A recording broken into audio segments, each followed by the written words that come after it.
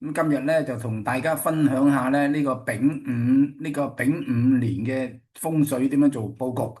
丙午年咧就係由2月4號嘅凌晨4點1分開始嘅，喺嗰段時間咧就開始立春。喺呢個馬年咧，最好嘅方位咧就係東南位嘅。呢個九子星咧，呢個九子喜慶星咧就飛咗入去呢個東南方，可以咧就係擺一啲嘅動水擺件喺度咧，就可以催旺嗰個方位咧，同埋使到全屋個吉氣都係流通嘅。咁如果想聚財嘅話咧，就可以擺啲聚寶盤咧，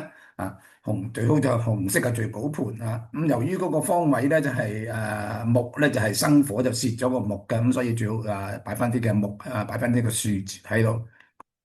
咁九咧九子星亦都係個喜慶星咧，就可以喺個方位嗰度咧擺啲嘅七星陣啊，擺啲嘅馬路啊，咁擺啲紫晶啊或者。